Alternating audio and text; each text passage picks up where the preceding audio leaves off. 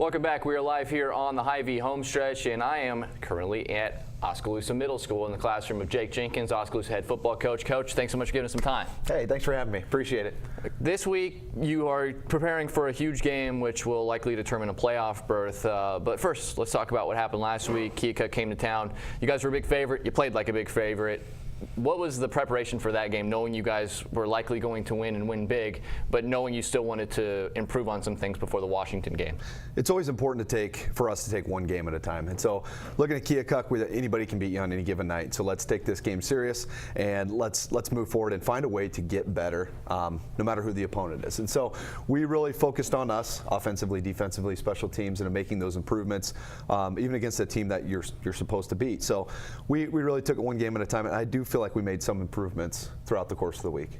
What was your general takeaway from the game against Keokuk? Seemed like everybody came out of it pretty healthy, who went into it healthy, had some big plays. Seth Howard ran for 4 touchdowns. You were basically doing what you wanted to offensively for the most part. What were your general takeaways from the game? Well, I was really excited. It was the first time we lost the coin toss, which is kind of funny. As we defer to the seconds, then we go out on defense. I like to get a big stop, when possible. And so our offense goes out there, and they drove down, and they just kind of imposed their will, which was really nice to see them step up big time. We really challenged the offensive line to get off the ball and stay on blocks, and they did just that. So I was very impressed with the offense this game. I also took away, it was nice to play our guys. Now we played first string, second string, and we got to play sophomores that haven't played yet in a varsity game. And so it was very important for me to play all seniors, especially as early as we could, and then after that to get all guys on the field that could be on the field, guys that are not on the injury list and guys that are eligible. So we got that accomplished, and I feel really good about that. So it was a good game overall. 56 points. You gave up 14 in garbage time. But to see the offense have that kind of showing, especially running the football, is key. Now, Washington presents a little bit of a different problem because they've shown that they can score points. They scored 73 points last week against West Burlington Notre Dame, and they also don't give up a whole lot of points. You guys know the dogfight you were in last year, having to stave off a 2-point attempt late to win that game by 1 point. You know, going into their place, they're going to be ready for this one. Oh, yeah. What are the big keys that you're working on this week in practice? We're getting better. We're not going to let anything go. We're going to pay attention to the details. We've really broke down film, watched a lot of film on offense, defense, and Coach Sterner with special teams, just making sure we don't miss anything.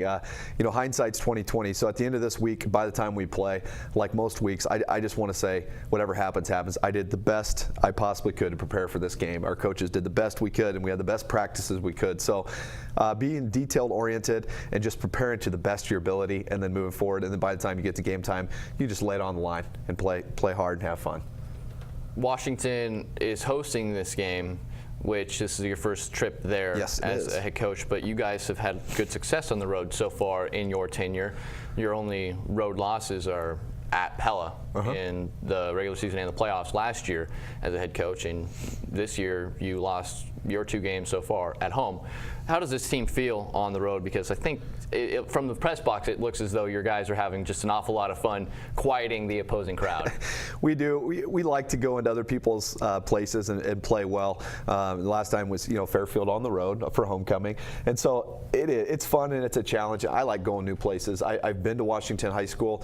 I've been there for 7-on-7 camps, but I've never been there under the Friday night lights. So I like feeling and experiencing different teams, especially at the high school level, because it's just special at the high school level. So I'm very excited to go there, and I know they're going to amp it up big time, especially because of last year, and we're going to amp it up big time because the seasons are on the line. There's a chance that the loser of this game could get in, but I don't like the coulda, woulda, shouldas, and I don't like putting it into the hands of chance. I would like to just control our own destiny, and so we are going to play to the best of our ability and hopefully come out on top. It's very simple. You win this game, likely into the playoffs, barring anything crazy happening in Week 9. Yep. If you lose this game, you do have still a chance, but you're relying on other districts in the wild card with the point differential system. Personnel-wise, you're led by a quarterback that you didn't have last year in Seth Howard, and the senior has performed well in most games this season, but there are some times where questionable decision making, not the best execution. Last week, he seemed to be just firing on all cylinders, and you only needed him for a quarter and a half before the game was out of hand. What have you seen growth-wise from him, knowing he was a senior coming in to where he is going into Week 8? Seth's done a good job. He came into a new system, so he had to get used to new coaches and a new offense, a new terminology. Fortunately, he's from Oskaloosa, so he knows a lot of the guys. So that helped with him getting in with everybody and getting in with our program. But he's done a really good job responding. Him and Coach Dowd work daily together on a lot of different things, just mainly offense and execution. How can we execute like a well-oiled machine, and how can we fire on all cylinders?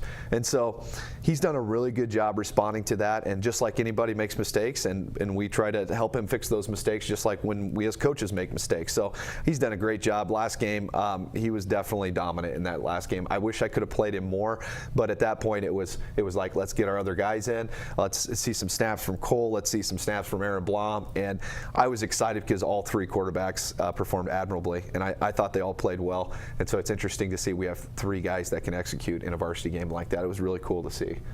We've talked about this a few times, but last year the weapons that were on the outside and in the backfield, you knew you had speed, you knew you had guys who could catch the ball. This year, you didn't know what you were getting.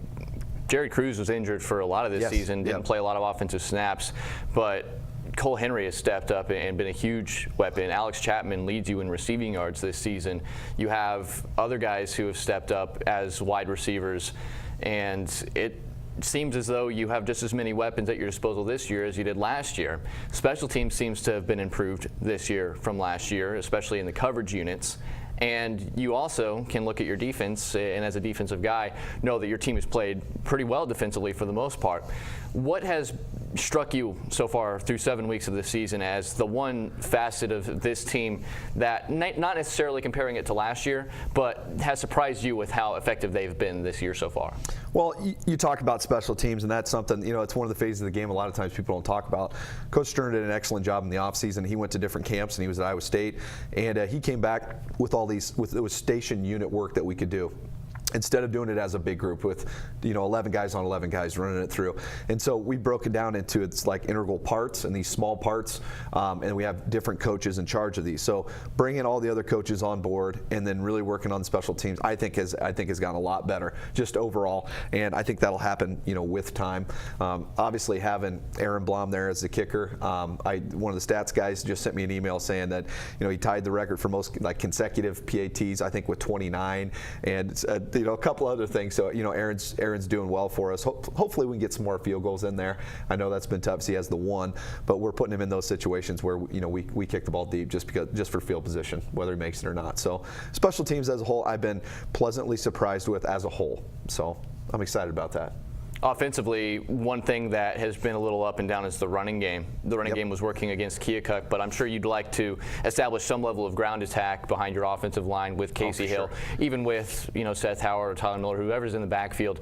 And we've also seen, DJ Miles get some carries. We've also seen guys like Walker Newman get some carries. Absolutely. These are good runners. These guys run hard. From your vantage point, what is going to be the approach with the run game against Washington, knowing you'd like to set up different things out of the run? I would say balance. Balance is always key.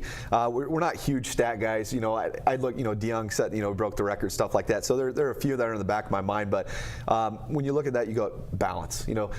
Seth's going to carry the ball. Tyler's going to carry the ball. Casey Hill's going to carry the ball, and we're going to be a balanced attack. We don't want it to all be on Casey's shoulders or all on Seth's shoulders or all on Cruz's shoulders or anything like that.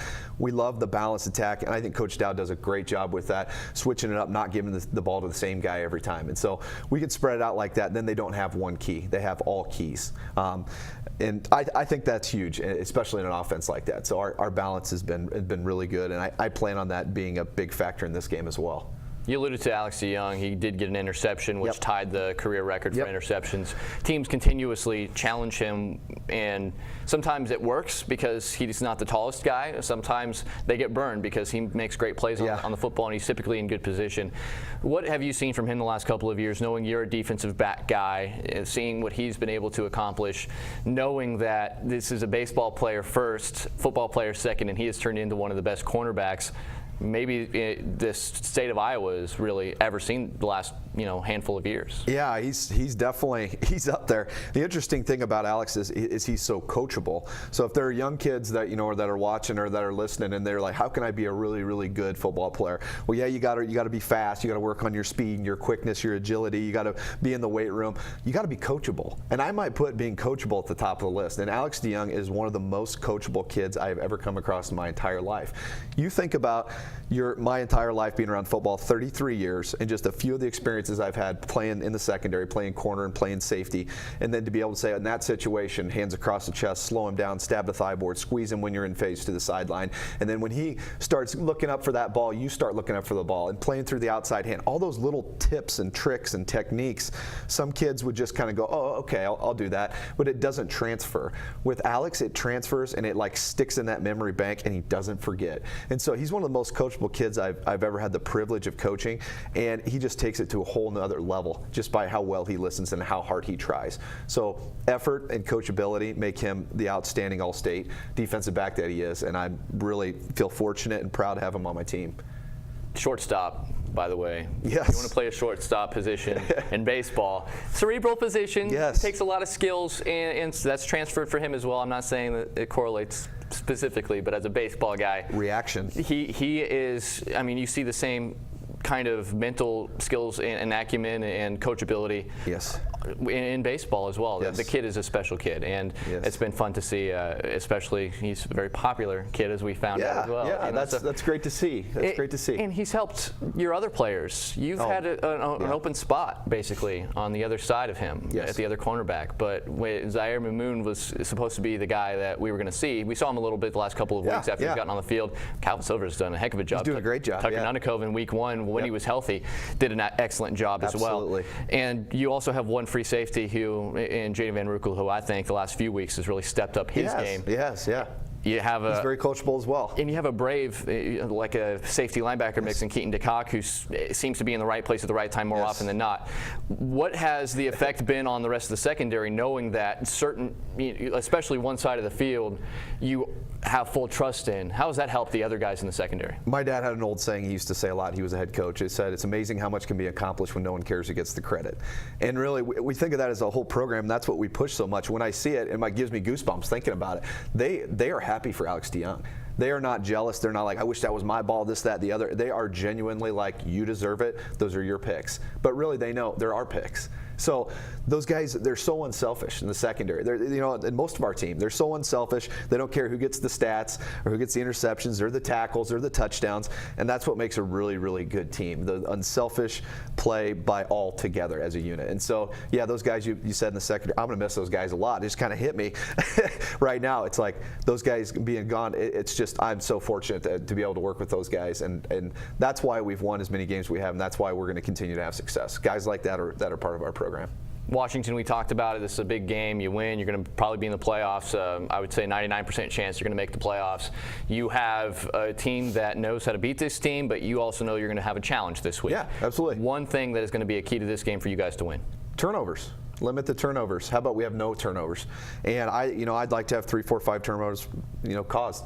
On our defense. I really would. Last year, I don't know the stat for sure. I'm thinking in my head 5 or 6 turnovers that we had against a team of that caliber.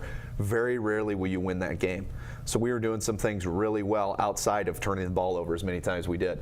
So if we can limit turnovers and really work on forcing turnovers, that is going to be a big determining factor for this game. So that's number one. If I had to list the second one, which you didn't ask for, it would definitely be the line of scrimmage. We need to win the line of scrimmage with Blake Van Veldhuizen, with Kenny Satimi, with Jared Cruz, with Nick Dykstra, and our big hogs on offense. We need to win the line of scrimmage for 4 quarters. And so those are my 2 big keys.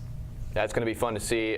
We'll be there. We will not have live video. Washington High School, their football field, a little remote location. We've done the scouting. Unfortunately, it does not have the internet capabilities for us to stream live, but we will have a live radio broadcast on 99.5 FM and AM 740 KMZN and RadioKMZN.com, and we will have video of that game that we will have for replay. You can view on our website, RadioKMZN.com, and MCG Channel 7 will replay it as well. But we are going to still give you all the best coverage of Oskaloosa at Washington this week. Coach Jake Jenkins, thanks so much for giving giving us some time, and good luck on Friday night. Thank you. Appreciate it. We're going to go ahead and take a break. When we come back, we'll get more with plenty of other coaches that are coming up right here on the Hy-Vee Homestretch on the No Coast Network.